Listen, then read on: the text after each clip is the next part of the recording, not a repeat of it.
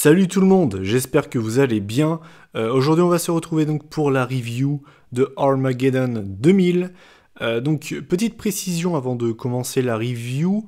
En fait à la base je devais faire une review sur un pay-per-view de la TNA ce mois-ci.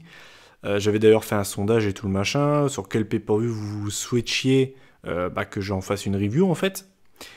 Et finalement, comme vous pouvez le voir, je ne fais pas de review sur un pay-per-view de la TNA. Je vais vous expliquer pourquoi. En fait, c'est simple. J'ai essayé en fait de regarder le show qui avait été choisi.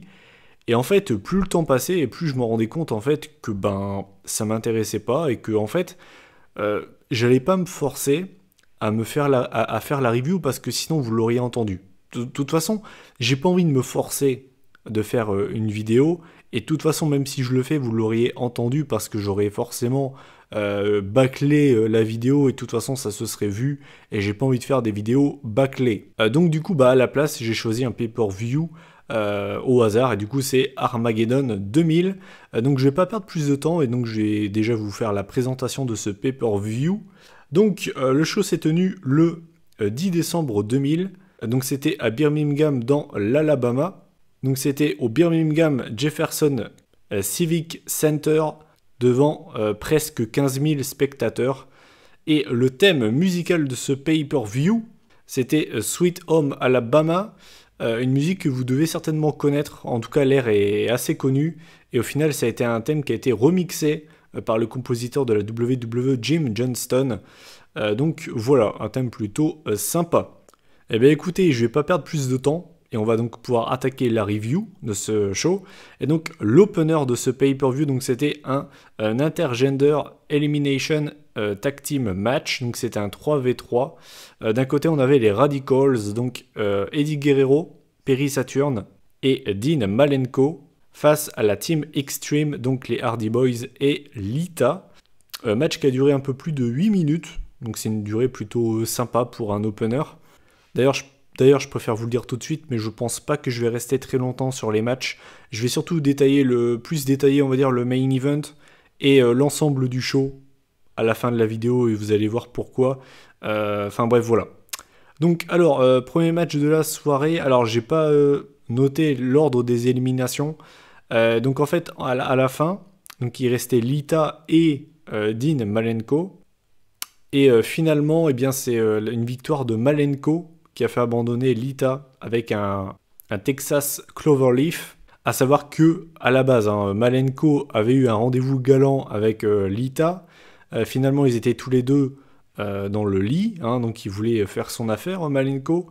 Et en fait, au moment où il a rallumé la lumière, il y avait les Hardy Boys dans la chambre. Et donc, du coup, il s'est fait casser la gueule, il s'est fait éclater un vase directement dans le crâne. Voilà, donc c'était par rapport à ça, on va dire, la rivalité. Mais donc, du coup, c'est Malenko qui l'a emporté donc, avec un Texas Cloverleaf. Et donc, Lita a dû abandonner. Donc, voilà, victoire des Radicals, victoire des Heels pour lancer le pay-per-view. Je vais pas dire que c'était un excellent match. Je vais pas non plus dire que c'était un bon match. C'était un match plutôt sympa pour ouvrir le pay-per-view. Il y avait rien d'incroyable, mais c'était plutôt sympa pour ouvrir le show. C'est loin d'être le pire match de la soirée. Et donc, du coup, j'ai mis 6,5 sur 10. Donc voilà, c'est un match plutôt rythmé. Donc c'était plutôt cool, on va dire, pour ouvrir le show. Ensuite, le deuxième match de la soirée, donc c'était pour le titre européen. Donc on avait le champion William Regal face à Hardcore Holly, donc qui était chez lui, puisqu'il est natif de l'Alabama. Match qui a duré 5 minutes. Voilà, premier point négatif de ce pay-per-view. La durée, bien évidemment, c'est beaucoup trop court. Et ce qui m'a également déçu, c'est la fin du match. Bref, donc, mon avis sur le match en lui-même, avant de vous donner la fin, je l'ai trouvé plutôt sympa. Mais encore une fois, j'ai presque rien noté dessus, en fait. Le match n'est pas dégueulasse en soi, mais il est beaucoup trop court. Et surtout, je n'ai pas aimé la fin. Donc, je vais revenir à la fin du match, du coup. Comment ça s'est passé? Eh bien, c'est simple. On a Raven, qui est venu des backstage, qui est sorti from Out of Nowhere, et qui a porté un DDT sur Hardcore Holly, pendant que l'arbitre avait le dos tourné. Et du coup, eh bien, William Regal fait le tomber. Et donc voilà, victoire de William Regal, qui conserve le titre européen. J'ai pas du tout aimé la fin, parce que tu sais pas ce que vient foutre Raven là. Et puis même, enfin je veux dire, c'est vraiment une fin de merde. Match beaucoup trop court. Donc au niveau de la note, j'ai mis 3,5 sur 10 et je me trouve peut-être même un peu généreux, je vous le dis franchement. Mais voilà, donc c'était vraiment pas foufou. Mais attendez, on n'a pas fini avec les mauvais matchs, on va enchaîner. Donc le troisième match de la soirée, c'était Serviette qui pue Valvenis face à Shaina. Donc encore une fois un match homme contre femme. C'était courant à cette époque-là. Alors chacun son avis, moi je n'aime pas. Voilà, je vous le dis, je n'aime pas. Là encore une fois, je n'ai presque rien noté sur ce match. En fait, j'ai noté que Shaina s'était plutôt bien débrouillée parce que voilà, l'air de rien, ça reste une femme. Et bah, elle s'est plutôt bien débrouillée face à un homme. Et puis bah, je vais revenir directement à la fin du match, parce que j'ai pas envie de m'éterniser sur ce match. Je vous l'ai dit, hein, je vais vraiment pas beaucoup détailler les matchs dans ce pay-per-view, désolé. J'ai presque rien à dire sur les matchs en fait. En fait, à la fin du match, donc, il y avait Ivory, en fait, qui accompagnait Valvenis, et qui a tiré les pieds de Shaina. Du coup, Shaina, énervée, lui a couru après, à l'extérieur du ring. Finalement, en fait, Ivory remonte dans le ring. Et en fait, bah, en remontant sur le ring, eh bien, en fait, elle se fait surprendre par Valvenis, Serviette qui pue, qui lui fait donc une Fisherman Suplex pour la victoire. Donc voilà, victoire de Valvenis. C'était un match vraiment pas terrible. Et je me trouve encore une fois généreux, j'ai mis 4 sur 10. Je me trouve vraiment généreux même. J'ai peut-être été trop généreux, je vous dis franchement. J'ai juste noté une dernière chose. La musique Right to Censor, c'est vraiment, je pense, la pire musique ever utilisée par la WWE. T'as pas plus insupportable que ça. Sans déconner, cette musique, elle est insupportable. Et le pire, c'est que pour vous résumer un peu le niveau de ce pay-per-view, on l'a pas entendu une fois, on l'a pas entendu 2 fois, on l'a entendu 3 fois. Normalement, ça c'est prison à vie, hein. Ce genre de châtiment, normalement, c'est pas légal. Donc voilà. Donc j'ai mis 4 sur 10, on va passer au prochain match. Ensuite, donc, le prochain match, c'était un Last Man Standing match entre Chris Jericho et Kane. Un match qui a duré 17 minutes, donc c'est l'un des matchs les plus longs de la soirée. Alors, quand j'ai vu qu'on allait avoir un Last Man Standing match pendant l'Attitude Era, je me suis dit, ok, à mon avis, ça va être un bloodfest, ça va être une boucherie, ils vont tous les deux pisser du sang, ça va être violent comme pas possible. Et en fait, wow, j'ai été déçu, hein. Ah, je vous dis franchement, j'ai été déçu. Ça aurait été un Last Man Standing match pendant la PG Era, ça m'aurait pas choqué. Mais on est en pleine Attitude Era, c'est-à-dire que là, à cette époque-là, le sang, les insultes, bref, tout était permis. C'était un produit qui était plus visé vers les jeunes adultes. Du coup, je m'attendais à un truc super bourrin, super badass, quoi. Et en fait, j'ai été franchement pas mal déçu, quoi. Je vous dis franchement. J'ai noté que la seule vraie arme utilisée pendant ce match, c'est une chaise. Et je ne rigole pas, je suis sérieux. J'ai noté que c'était Kane qui avait dominé une bonne partie du match dû à son avantage physique, hein, c'est normal. J'ai également noté qu'il s'était fight dès le début du match dans les backstage. Finalement, ils sont revenus. Sinon, on va dire les deux spots, enfin les deux prises que j'ai relevées pour ce match. On a Jericho qui s'est relevé d'un chokeslam de Kane au compte de 9. Et on a Kane qui s'est relevé au compte de 7 d'un Lionsault de Jericho avec une chaise qui avait été posée sur le torse de Kane. Donc voilà, et donc je vais revenir à la fin du match. Donc en fait, on avait Kane et Jericho qui étaient près de l'entrée des catcheurs. Ils étaient sur le côté un petit peu. Et donc en fait, on a Jericho qui a porté un bulldog sur Kane, directement sur une table. Et ensuite, en fait, Jericho a fait tomber le décor. Donc qu'est-ce qu'était le décor ? Eh bien en fait, c'était des barils un peu de pétrole, de gaz, d'essence, enfin bref, qui étaient en fait collés, donc il y en avait environ, je sais pas, une dizaine environ, et en fait Jericho a fait tomber tout ça sur Kane, et donc finalement Kane n'a pas réussi à se relever avant le compte de 10, donc voilà, victoire de Chris Jericho. C'était pas un mauvais match, je vous le dis franchement, mais j'attendais plus de violence de la part d'un Last Man Standing match pendant l'Attitude Era, donc j'ai été un petit peu déçu. Donc au niveau de la note, j'ai mis 6,5 sur 10. Ça reste pas mauvais, mais ça reste quand même décevant. Je suis désolé, tu peux en attendre plus, et c'est pour ça que je suis déçu. Ensuite, le prochain match, donc c'était pour les WWF Tag Team Championship. On avait les champions Right to Censor, donc Bull Buchanan et le Godfather face à Edge and Christian, les Dudley Boys et Road Dogg et Kickwick. Et donc peut-être que vous vous demandez qui est Kickwick, qu'est-ce que c'est ce nom de merde? On est d'accord que ça pue la merde hein, comme nom pour un catcheur. Eh bien Kickwick, eh bien c'est R-Truth. Voilà, je vous invite à aller voir si vous ne me croyez pas. C'était son nom précédent avant de s'appeler R-Truth. Bref, match qui a duré un tout petit peu moins de 10 minutes. Donc ça reste correct comme durée. Le match, c'est simple. Il y a eu un long travail des participants sur le bras gauche de R-Truth. Enfin, Kickwick, hein, c'est comme vous préférez. Et donc en fait, à chaque fois, les mecs se faisaient le tag. Et donc en fait, à chaque fois, ils continuaient ce travail sur le bras de R-Truth, de Kickwick. Enfin bref, bon, il va me saouler avec ces noms de merde, lui. Bref, donc voilà. D'ailleurs, je ne sais pas pourquoi. Et j'aimerais bien qu'on me réponde pourquoi ils se sont à ce point-là concentré sur le bras de Kickwick. Hein. Qu'est-ce qu'il a fait avec ce fameux bras pour que tout le monde ait envie de lui péter son bras? Je ne sais pas. Ça restera un mystère non élucidé dans l'histoire de la WWF. Hein. Donc, comme d'habitude dans ce genre de match, je vous laisse deviner qu'est-ce qui s'est passé à la fin du match. Je vous laisse 2-3 secondes. J'attends toujours encore. Voilà. Vous avez dû deviner, je pense. Tous les participants se sont foutus sur la gueule, c'est parti en couille. Voilà. Comme dans tous les matchs tag team avec plusieurs équipes, c'est toujours comme ça que ça se passe. Bref. Et donc en fait, à la fin du match, eh bien, on a Christian qui a porté son kill switch sur Bubba Ray Dudley. Et donc Edge, qui était l'homme légal, a pu faire le tomber sur Bubba Ray Dudley. Et donc voilà, changement de titre, nouveau champion par équipe, Edge and Christian. Mon avis sur ce match, c'est que c'était un match correct, genre passable, enfin... C'était pour moi pas digne d'un pay-per-view, en fait, c'était vraiment trop light, en fait. J'ai même été, encore une fois, sincèrement, hein, je me trouve limite un peu généreux, j'ai mis 6 sur 10.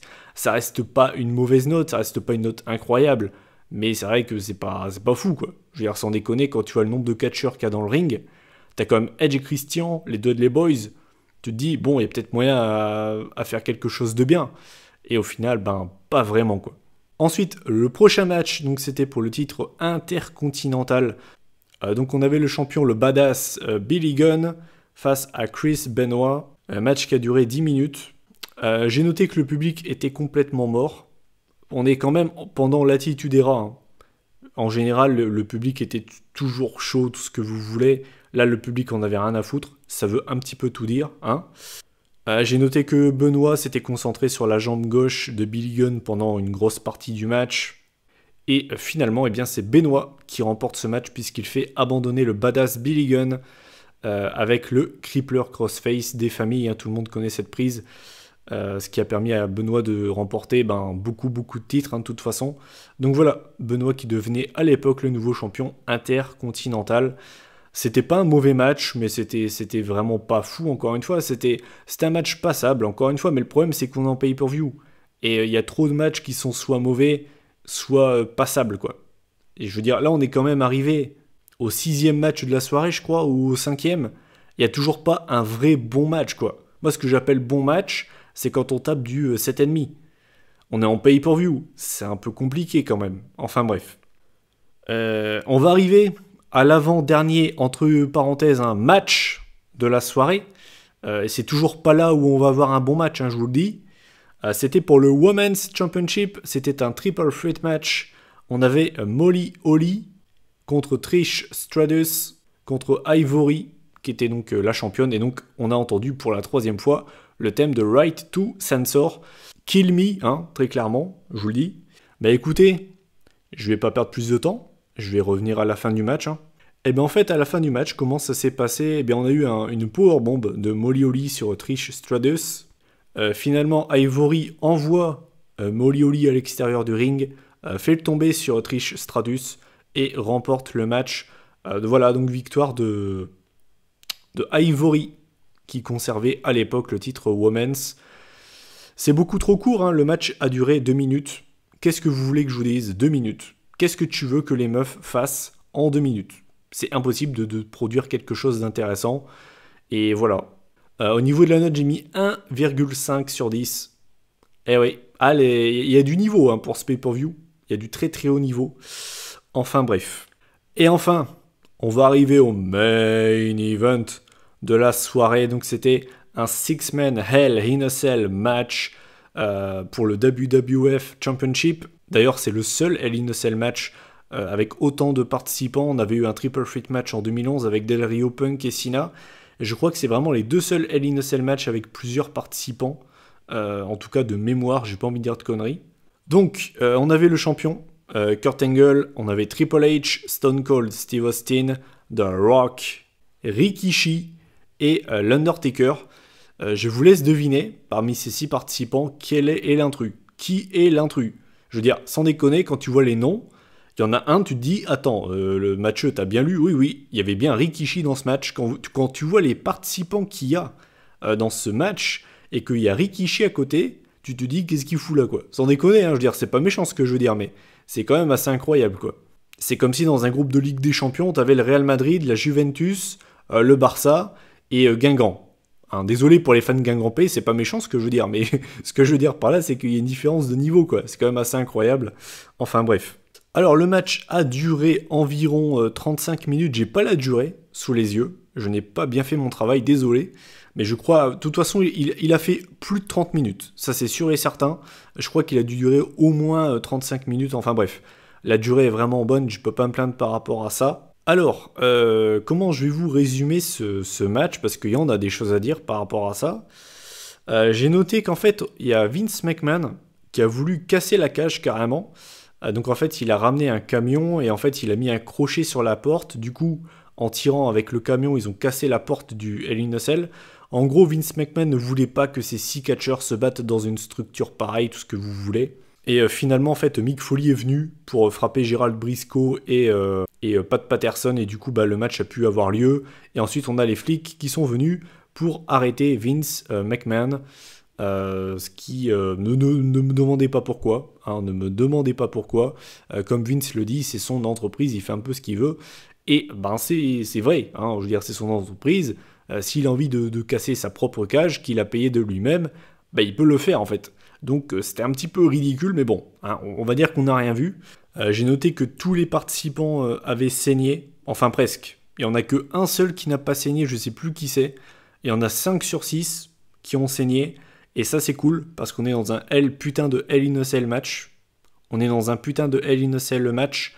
Et c'est logique. Et c'est pour ça que pour moi, le sang, dans ce genre de stipulation, est totalement legit. Et ça devrait toujours être le cas. Parce que ça crédibilise complètement la structure. Bref, donc voilà. Donc ça, c'était un point positif. Donc du coup, comment ça s'est passé? Au début du match, c'était un petit peu chiant. Je vais pas vous le cacher. Ensuite, quand la porte a été cassée, tous les participants sont sortis. Du coup, ils se sont battus dans le décor. Le décor, en fait, c'était une décharge de voiture. Oui, ce n'est pas une blague. Alors, on peut dire ce qu'on veut, hein, pourri ou pas pourri, mais au moins, il y avait un décor. Hein, comparé au pay-per-view de maintenant où ils sont tous pareils. Voilà, quoi. Bref, donc voilà. Donc, je vous laisse deviner, hein, 6 catcheurs avec des voitures, forcément, ils se sont rentrés dedans. Hein, ils se sont balancés dans les voitures, dans les pare-chocs. On a notamment eu de tête comme ça, hein, je vous le sors de tête. Je crois qu'on a eu un pedigree de Triple H sur le Rock, sur le toit d'une voiture. Il y a eu des surpassements directement sur les pare-chocs. Enfin bref, voilà, c'était une grosse brawl des familles, hein, on peut le dire. On a également Stone Cold Steve Austin de mémoire qui s'est pris une vitre directement. Du coup, ensuite, il a saigné, hein, normal. Et le spot du match que vous avez certainement tous vu au moins une fois, c'est Rikishi. Qui se fait choc slammer, hein, je ne sais pas si ça se dit, du haut de la cage, directement donc dans le camion. Donc forcément, c'est le spot du match, c'était vraiment un bon spot, il n'y a pas à dire. C'est pas le meilleur spot dans l'histoire du Hell in a Cell, mais c'était quand même vraiment cool comme spot. Et donc, je vais revenir à la fin du match. Et bien en fait, à la fin, on a eu un stunner de la part de Austin sur le Rock. Juste derrière, en fait, on a Triple H qui enchaîne avec un neckbreaker sur Austin. Et derrière, on a Kurt Angle qui rampe et qui fait le tomber donc sur le Rock pour conserver le WWF Championship. Angle qui n'a, alors lui vraiment, hein, il a rien foutu du match, hein, sans déconner, hein, il n'a rien fait du match. C'est vraiment celui qui a fait le moins de prises, le moins de moments awesome, le moins de brawl. On l'a presque pas vu du match, Kurt Angle. Enfin bref, voilà, donc Angle conserve le titre. Sinon, donc, mon avis sur ce main event, Je dirais pas qu'il est mauvais, je dirais pas qu'il est moyen, mais je dirais qu'il est surcoté.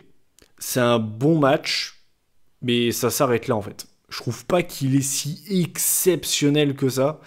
J'ai vu des Hell in a Cell qui étaient bien mieux que ça, sans déconner. Tu vois 6 mecs dans un Hell in a Cell match. En plus de ça, la porte est cassée. Je m'attendais à plus, on va dire, de spots incroyables. Et au final, il y en a eu vraiment qu'un seul. Donc, ouais, et puis en plus de ça, c'était vraiment que de. Enfin, il y avait trop de brawl. C'était limite que de la brawl. Et ouais, un peu déçu. Je veux dire, sincèrement, quand tu vois ça sur le papier, ça te fait un peu baver. Quand tu vois le résultat final, tu te dis, ouais, c'était cool. Mais enfin, ça s'arrête là, quoi. Et ben, c'est dommage. Donc au niveau de la note, j'ai mis 8 sur 10. Et puis ben voilà. Et bien voilà, ben écoutez, en faisant la moyenne de ce pay-per-view, on arrive à la jolie moyenne hein, de 5,25 sur 10. Donc c'est l'une des pires notes que j'ai mis hein, pour un pay-per-view. En tout cas depuis que je note les pay-per-views sur cette chaîne. Et donc, je vais pouvoir vous expliquer dans ce bilan ce qui m'a encore plus fait détester ce show. Alors déjà, ne serait-ce que la qualité in-ring de ce pay-per-view est quand même vraiment pas terrible, hein, on peut se le dire.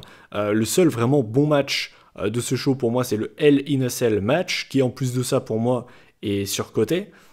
Et c'est un peu tout. Ensuite, il y a des matchs qui sont sympas, et puis il y a des matchs qui sont quand même sacrément mauvais, qui n'ont pas leur place en pay-per-view. Et ce qui m'a encore plus fait détester ce show, au point où pour moi c'était limite inregardable. Je n'ai même pas regardé ce show en une fois. Pour moi c'était mais impossible. En fait, si vous voulez, pendant tout le show, pendant tout le long du show, on a eu les interviews des 6 catcheurs du Hell in a Cell, donc Angle, Rikishi, Rock, Austin, Taker, Triple H. Les 6 ont eu une interview. On a eu un segment à un moment avec Vince McMahon par rapport au main event. On a eu une interview de Mick Foley. On a eu des passages vidéo des précédents Hell in a Cell match. Donc on a notamment vu certains spots entre Michaels et Taker. Taker et Mankind et Triple H. Je veux dire, moi, dans la vie de tous les jours, plus tu vas me pousser à regarder quelque chose, plus tu vas en faire de la pub, moins je vais avoir envie de le regarder. Et je vous le dis sincèrement, je pense que je n'ai jamais vu autant de pubs pour un match dans un pay-per-view. C'était, mais j'en avais ras-le-bol. Sans déconner, j'en avais ras-le-bol. C'était mais tellement casse-couille, vous avez pas idée. Sans déconner, hein. Je vous jure, sans déconner, regardez le pay-per-view et revenez me voir après et osez me dire que ça vous a pas saoulé. Je vous jure, mais c'était... Mais j'avais envie de me barrer, j'avais même pas envie de continuer le show, hein. Sans déconner. Hein. C'était mais vraiment chiant. Vraiment, ce show, il était pénible à regarder. Si, la seule chose que j'ai notée, pour moi, qui était nécessaire, enfin, pas forcément nécessaire, mais qui avait sa place, en fait, il y a eu une interview du Taker pendant le show, plutôt dans la journée, où il était dans la cage avec un intervieweur qui, d'ailleurs, je crois, était commentateur à la ROH, j'ai perdu son nom, c'est pas grave. Et en fait, voilà, il disait qu'en gros, il adorait faire souffrir les gens et que c'était les chutes de Michaels et Mankind, c'est ce qui a fait leur carrière. C'est grâce, voilà, ils sont connus pour avoir affronté le Taker. Ce qui était cool, en gros, c'est qu'ils ont appuyé le côté démoniaque du Taker. En mode, j'adore voir les gens souffrir. Enfin, c'était cool. C'était une bonne interview et c'était cool parce que ça te disait, putain, le mec, il en a rien à foutre. Il va les défoncer dans la cage. Et d'ailleurs, bah, c'est lui qui a fait le chokeslam sur Rikishi. Pour moi, c'était limite la seule chose qu'il fallait montrer. T'avais pas besoin de revoir tous les spots des précédents Hell in a Cell. Ça ne rimait à rien. Du coup, ce show, eh ben, je vous le dis, c'est l'un des pires pay-per-view que j'ai vu. Et je n'ai pas peur de le dire, sans déconner. Ce show se résume à un match. C'est le Hell in a Cell match. Le reste, franchement, le reste est oubliable. Il y a des matchs qui sont passables, puis ça s'arrête là. Et donc, non seulement le contenu in-ring est vraiment faible, mais en plus de ça, le montage du show a été horrible. Horrible. C'est l'un des pires pay-per-view que j'ai vu, je crois, sans déconner, et je n'abuse pas. Bref, voilà.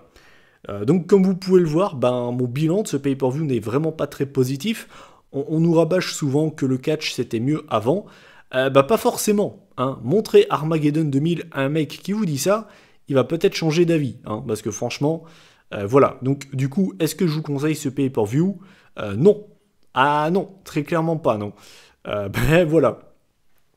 Mais écoutez, cette review est terminée. Hein, désolé, j'ai pas été très positif, mais je vais pas trouver du positif là où il y en a pas. Donc voilà, fin de cette review. Je vous invite à donner votre avis sur le pay-per-view si vous l'avez déjà vu. Et si vous l'avez pas vu, je vous invite vraiment à le regarder. En tout cas, essayez de le regarder d'une traite. Si vous le faites, franchement, bravo. Hein, parce que, voilà, sans déconner, ce pay-per-view est une bouse. Et donc voilà, comme d'habitude, je vous invite donc à commenter, partager et liker cette vidéo si le cœur vous en dit. On se retrouve la semaine prochaine pour une prochaine vidéo. D'ici là, prenez soin de vous. Salut tout le monde.